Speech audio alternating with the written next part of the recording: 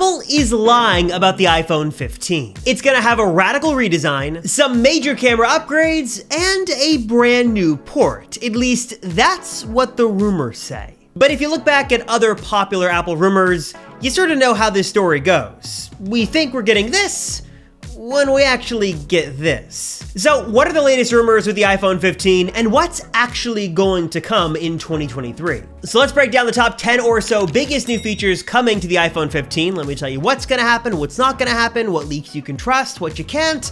And also, I think it's time, I admit you guys caught me, and I admit a secret that I've been keeping for the last few years. I was hoping it wouldn't come to this, but honestly, I think it's just time to come clean.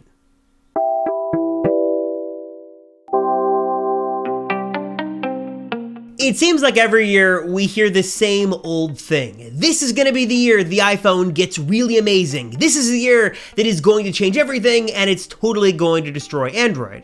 And the rumors always start out pretty strong. We always hear a mention of a design change, camera upgrades, one or two big new exciting features, some controversial changes as well. And then comes the big day, and we finally get Tim Cook walking across stage, or lately, some Apple executive with a super sleek promo video with a digital event, and the iPhone we end up getting isn't usually nearly as cool as what the rumors predicted. Lately, most of the time, the rumors are just plain wrong. Like, whatever happened to Touch ID and Face ID coming to the iPhone 13 Pro? Or that all-new astrophotography mode? That seemed like it was going to happen for sure. Or the iPhone 4 style redesign, or reverse wireless charging. We hear about so many amazing iPhone rumors and changes every single year. We get really credible leaks, we hear from an inside source or an analyst. It seems like stuff is a done deal and it is just a matter of time until it officially happens.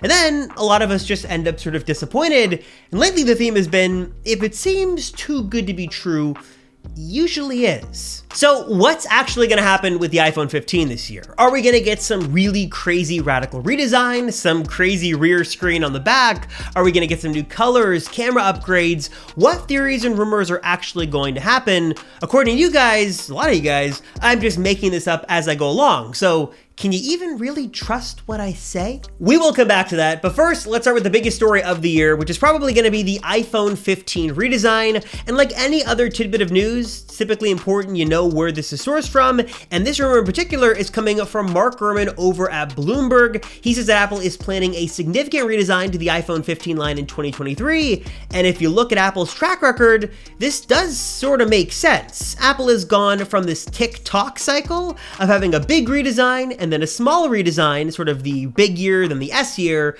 to now having a big redesign, small update, and big redesign. Specifically, in the last 6 years, the iPhone has really only gotten two significant changes. The iPhone 10 and the iPhone 12, that's when the design really changed, and the other sort of models just followed. Yeah, the iPhone 14 Pro did get the dynamic island, and it was sort of a visual change, but if you look at the 10, 10S, and 11, they all look similar. Same for the 12, 13, and 14 series for the most part. Just look at the back and you tell which one of these is a 14 and which one's a 13. So if Apple follows this pattern, this should be the year that we do get some big design change. And of course, the big question is, what could we see? Are we going to get an iPhone 4 style redesign?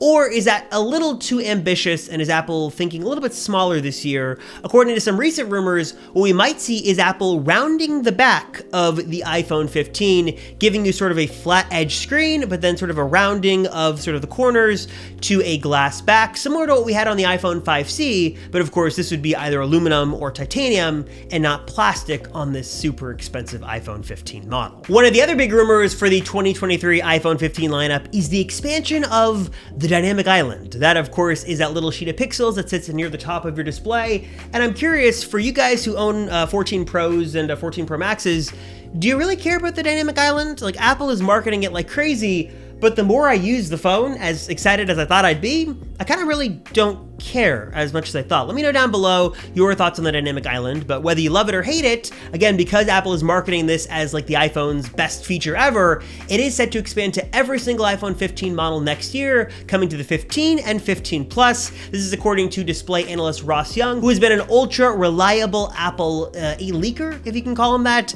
and usually is pretty spot on with his info, and this totally makes sense, as again, Apple is sort of hyping up this feature. It's going to be on every single iPhone 15 model next year. Also, this would sort of fix one of the big issues this year, which was that the 14 and 14 Plus are kind of boring phones with like no significant changes. Having the dynamic island and a redesign would definitely make those standard iPhones more exciting, as Apple looks to reserve more of their higher end, more exciting features just for the 15 Pro and 15 Ultra. Next up, one of the other big changes with the iPhone 15 line is gonna be happening right here with the camera. As always, Apple tries to make their camera the best it can be, and we've got a couple of big updates coming according to rumors. One is a report from the Kai Asia that says that Apple is gonna be using state-of-the-art Sony image sensors in their new iPhone 15 line, so hopefully better pictures all around. Then also a long-time report from fairly credible Apple analyst Ming-Chi Kuo, who says that Apple is working to produce a periscope zoom lens that is going to go in an iPhone 15 Pro model to give you better zoom, 5 to 10x optical zoom for your higher end iPhone. So if you're a fan of sort of zooming in on photos and the telephoto currently isn't cutting it, you should be getting a big upgrade in that department coming with the 15 Pro, but only specifically on one highest end, most expensive 15 model. And that sort of leads us to the top two controversial rumors happening with the 15 right now. One is that Apple is going to introduce a whole new model dubbed the iPhone 15 Ultra. And the other rumor is that Apple is going to switch all phones over from Lightning, finally, to USB-C. Since Apple introduced the M1 Ultra and the Apple Watch Ultra, there's been a lot of talk and a lot of discussion and some buzz, and even some reports from Bloomberg's Mark Gurman, that Apple might replace the 15 Pro Max with an iPhone 15 Ultra. This would represent the top-end iPhone you can buy, the highest end with the biggest display, biggest battery, and probably the biggest price tag too, that is the new crown jewel of the iPhone 15 lineup. Now, will it be much different from the Pro Max besides the name? Maybe, maybe not. It seems like the name is going to be the big thing here, but one thing that Apple might do this year is give the 15 Ultra exclusive features. Like the Apple Watch Ultra has exclusive features over the Series 8 that would also carry over and give the 15 Ultra some exclusive features you can't buy or find, rather, on the 15, 15 Plus, or even the 15 Pro. If you want the best of the best, you're going to have to go 15 Ultra. Like specifically right now, Ming-Chi Kuo says that periscope zoom lens is only going to be on the 15 Ultra. So if you really care about optical zoom, you're going to have to go with the highest and most expensive iPhone. This is something we have seen Apple do in the past. They have reserved the very best camera features for the biggest, baddest, most expensive iPhone. And I wouldn't be surprised if some other smaller features, maybe it's an action button or some kind of special thing with RAM or the processor, is only in that 15 Ultra. Of course, the 15 Pro is still going to be a great phone, but it's not going to have all the bells and whistles that will be found in the 15 Ultra. At least that is a theory right now, according to the ever so changing, ever so crazy Apple rumor cycle. And then of course, there's the rumor Apple's gonna ditch Lightning for USB-C finally in 2023 across every iPhone model. Now, according to the rules and regulations and that big EU legislation that's pushing this through, it seems like Apple might have one more year to do this, so maybe they could wait until 2024-ish. Seems a little vague on the timing and everything, but it does seem like right now, according to a couple of sources, this is going to happen, but the details are still very murky. We know that Apple is sort of against this because they love the money they can make on that Lightning connector. So we'll see if this happens, but right now it's looking good and likely, but who knows at this point if it's going to happen or not. And honestly, this sort of leads to a bigger discussion we can have in the comments down below, and that's about sort of the leaks and the news and the rumors as a whole. Why does it seem like all the stuff that's always reported early on and sort of by major publications and in videos like this, why does it always seem to be wrong? And it's funny, I've seen plenty of comments on our videos from people saying that I'm the one making up and lying about information, that I'm secretly, I don't know, conspiring with Apple to build hype or trying to gain attention by spreading Apple leaks. I don't know what the thing is, but it's funny that people always mention that what I say is typically wrong, which honestly, that's correct because I'm just sort of reporting the news as it comes, and that's sort of the nature of the beast. Which is funny about all this is that a lot of the leaks and rumors we hear, especially early on, like right now, typically end up to not be true. And I don't think that's necessarily because those who are leaking the information, they're lying about it, which I'm sure happens. There are bad actors there. But I think more often than not, Apple usually changes things pretty frequently between now and when a phone is released in the fall. Even before production, Apple's always tweaking things, and I think a lot of the time, we might very well get accurate information in the news cycle. But when it gets to crunch time and Apple has to make a decision to ship it or not, they opt to not do it, which seems like the rumor, when the phone's launched was wrong all along, when that probably wasn't the case. Apple probably was testing it, and maybe it was a last minute decision to sort of get rid of it.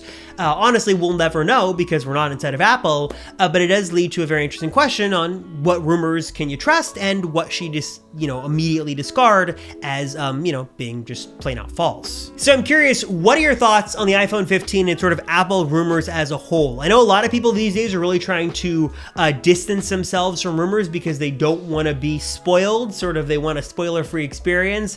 And sort of if you follow the rumors, you're often going to be disappointed by what doesn't happen. But also, following these rumors is nice as enthusiasts to sort of get a sneak peek of what's coming and sort of track the changes as they happen. I love it. I think a lot of you guys love it as well. But what are your thoughts? Do you think the 15 is looking like a great phone? Do you think the 15 Ultra is going to happen? And your thoughts on Apple rumors? Do you like following them? Do you not like following them? Would you rather just have rumors go away and not be spoiled? Let me know your thoughts on that down below. And also, before we wrap up, I want to give a quick thanks to Grid Studio. They sent out some new set decoration pieces for our sets that are really, really awesome. They basically take tech and deconstruct it and turn it into artwork that is really, really cool. They've got a bunch of different Apple products. They've got some gaming accessories, different devices, really, really cool stuff. And I've got the iPhone 10 behind me. As you can see, they're really cool. But also they sent out some other stuff. Here's a sneak peek. I'm going to do this live. One of my favorites here. This is an Apple pin collection. Of all of these really cool Apple devices in pin form. I know it's sort of hard for me to show it off because it's too big for the frame, but this is going up in our set soon. Really, really cool stuff. The attention to detail here is just stunning. And I've got some other goodies from Grid Studio that I will have in the set backgrounds very shortly. So just a quick shout out to them if you want to check out what they're doing. We'll leave a link down below. Some really, really beautiful tech art, and love what they're doing. And I appreciate them for sending these out. So thanks, Grid Studio. And also thanks to you guys so much for watching. I'm Robert Rosenfeld from the Apple Circle, and I'll see you all in the next one.